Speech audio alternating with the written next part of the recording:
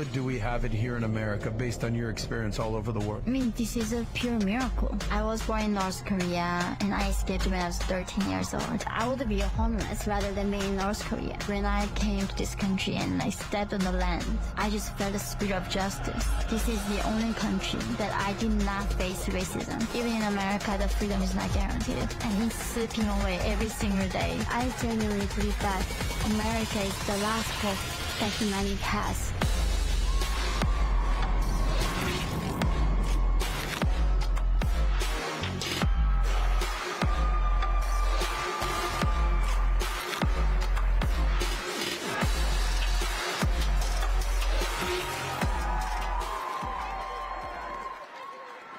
Everyone, I am in the presence of Yeonmi Park. I'm Alex Clark. I host the Spillover podcast with Turning Point. And I was asked if I wouldn't mind joining Yeonmi today to get the juicy details of her story and change some hearts and minds, which of course I was very happy to do. Yeonmi Park, of course, if you're not familiar with her story, boy, are you in for a treat. You will be on the edge of your seat. She is an author, a best-selling author, a speaker, but also a survivor of North Korea.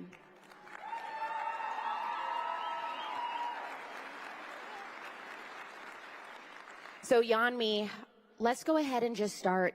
Walk us through the details of your childhood in North Korea. Oh, thank you for the kind introduction. And I was just thinking to myself just right now, like, I cannot believe I had to call you a bastard all my life in North Korea. And you guys are the loveliest bastards in the whole world. I cannot believe. Literally all my life in North Korea, I had to hate you guys with all my passion. And here I am in this bright light. I was born in the darkest place in the world. In the 21st century, not even mention what internet is, North Korea does not even have electricity. When I had a glimpse of, one light bulb of a pink line, that was a miracle. I would clap with my family and say, the light came. And here I am, surrounded by these amazing lights. How can you possibly not love capitalism? Thank you. This is a pure miracle. Growing up in North Korea as a child, I did not even play. I did not even know what that was. Now I'm a mother. I have a son. He literally, thank you. He is obsessed with the Star Wars minifigures. Yes. And I was thinking about my childhood. Literally the biggest thing I did with my friends was catching dragonflies and grabbing grasshoppers. And then one thing I still remember is my boyfriends, guy friends, they were a lot faster than me. They were catching cockroaches. And then when you catch a cockroach, they open the belly of the cockroach. Inside the belly, there is something looks like a brown rice. And then my friend would pop that in the mouth. I would resent, why am I not fast enough to catch a cockroach? And that was my daily life in North Korea as a child. What were holidays like in North Korea? So this is the thing. There are no holidays for people. I could not believe there's a holiday called Valentine's Day or even Christmas. We are not allowed to celebrate anything other than dictators. So our holidays are like Kim Jong-il's birthday, Kim Il-sung's birthday, the mother of Kim Jong-il's birthday, the party's founding day. So all these holidays, so-called holidays, we had to be mobilized on the streets and the march and singing the worship songs for the dictators and saying how grateful we are to live in a socialist paradise. And there's not even one single day we're dedicated to celebrate North Korean people. And that's why, a few years ago, Kim Jong-un banned Mother's Day because he thought if we love our mothers, we would not love him as much.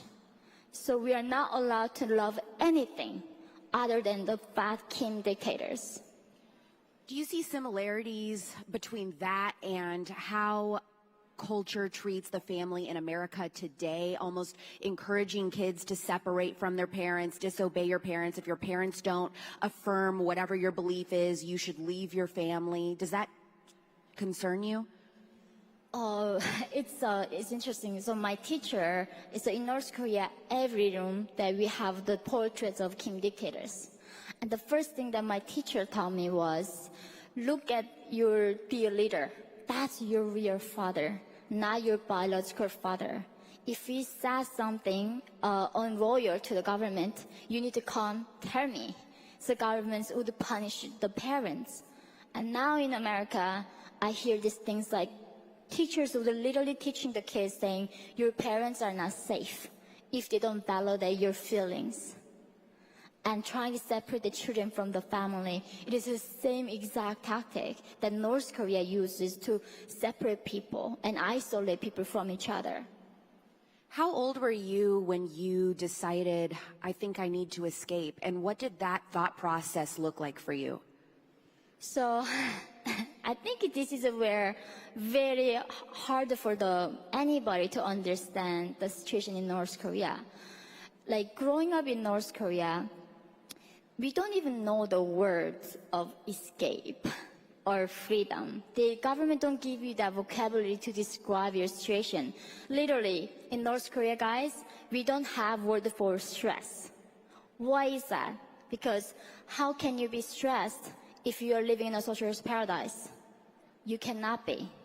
So simply, government removes the concept like love or stress or depression from the people.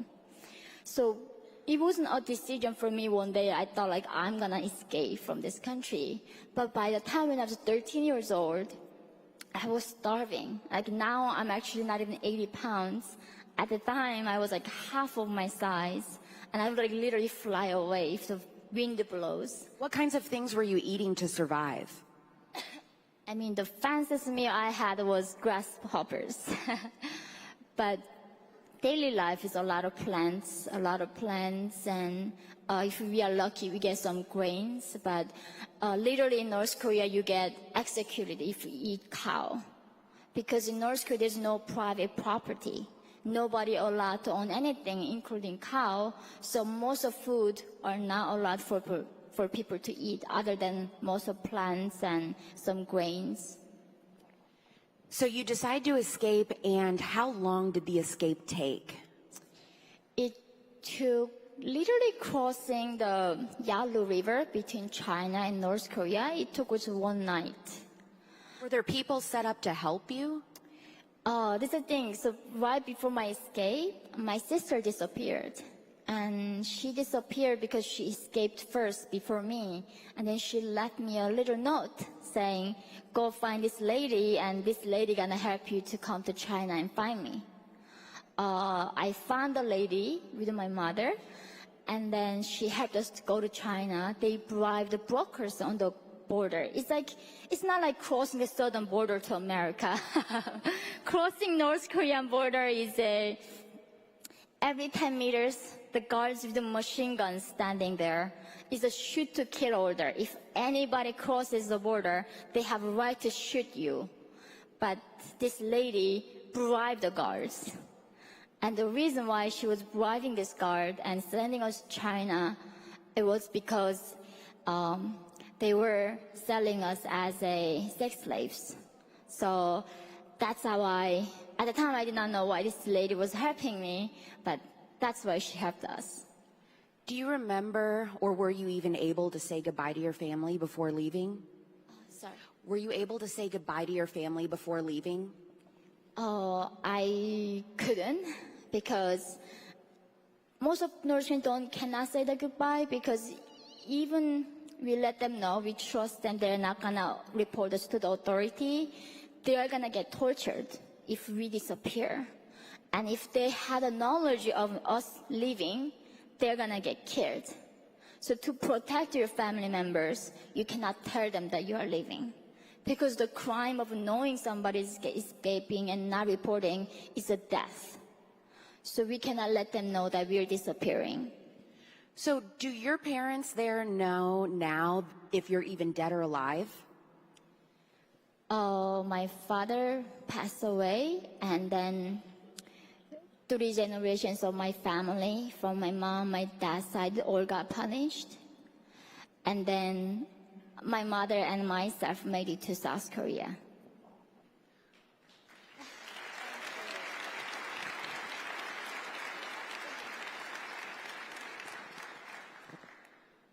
I think that's really hard for a lot of us to understand that mindset. It's your life. You have to decide if you're going to live or die, meaning you have to decide to escape or not, knowing that your family could be killed or tortured or imprisoned for your actions. How did you ultimately make the choice that you were going to escape anyway? That is the thing. Like, even if we didn't escape, we would all die. Because that is the only fate that is waiting for us. So in the 90s, when I was a toddler, the biggest modern day malnutrition and famine happened in North Korea. And literally seeing dead bodies in North Korea is looking at a tree. That's how common it is, looking at people just dead on the streets. During this time, the cadres in the countryside went to Pyongyang and told Kim Jong-il, dear leader, there are millions of people dying right now from starvation. What shall we do? Do you know what Kim Jong-il said? He said to these cadres, saying, it's easy to do socialism when there are less of them. So let them die. And I do see that right now in America. How many people say the humans are diseased, that we are making Mother Earth sick, that how too many of us here, because they fundamentally believe that. They think it's hard to control people when there are too many of them. And that's why that man-made famine killed more than 3 million of North Koreans in the 90s when I was a child. What is the most difficult story to tell about your escape? I think this is where the thing comes down to. I think I do have a shame or guilt of surviving it. And I know it so well, clearly. I didn't fought harder than anybody else, or I was smarter than anybody else. I got lucky. There are only 209 of us made it to America over the last 80 years. Thank you. And I'm one of them, so I always say the unicorns are rare, you know. But then, contrast to only 209 of us in America free, there are 300,000 North Korean women currently in China, and their organs are harvested out of them. They get raped and killed. When I was in China, they sold my mom for $65, and they sold me over $200 because I was child virgin. So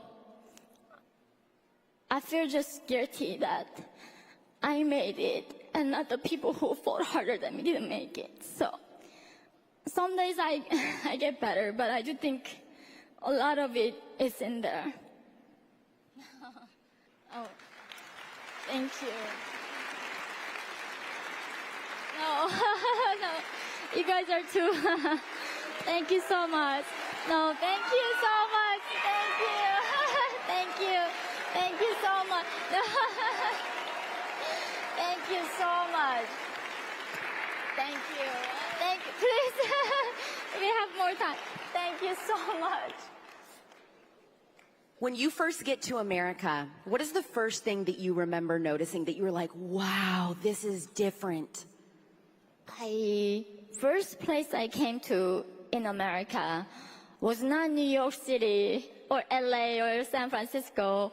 I went to Tyler, Texas. Oh, no. You were like, I don't know, maybe I should go back. No, I'm just kidding. No.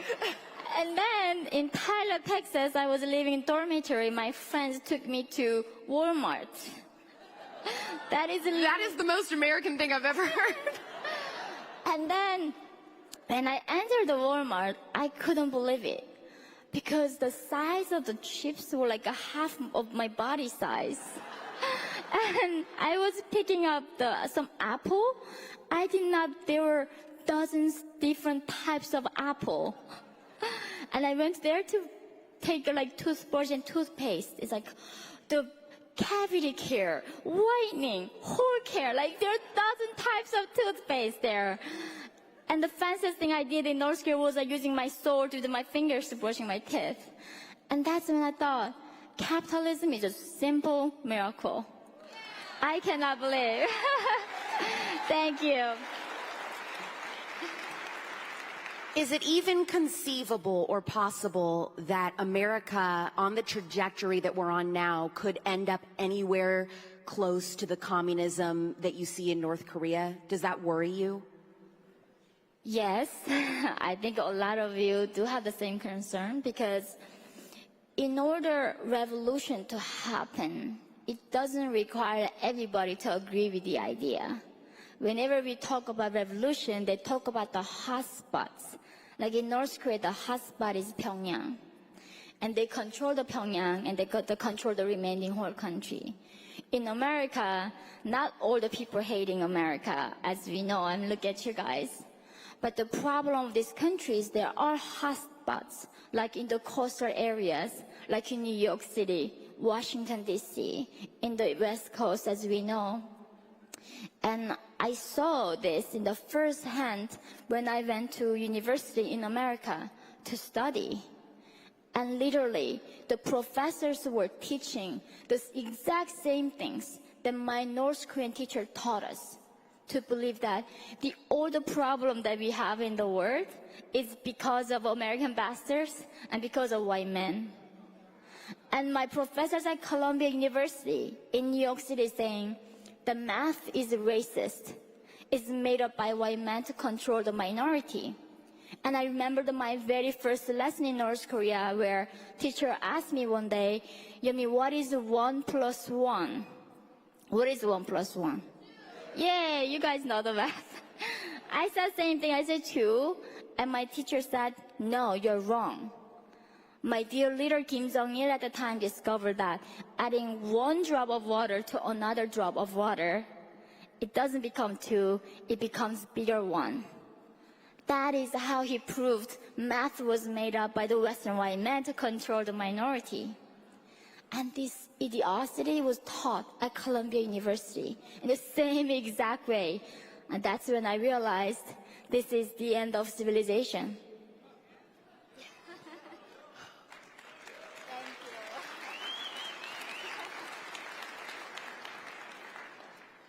Do you think that there is any justifiable reason or excuse for a conservative parent to send their kids to public school?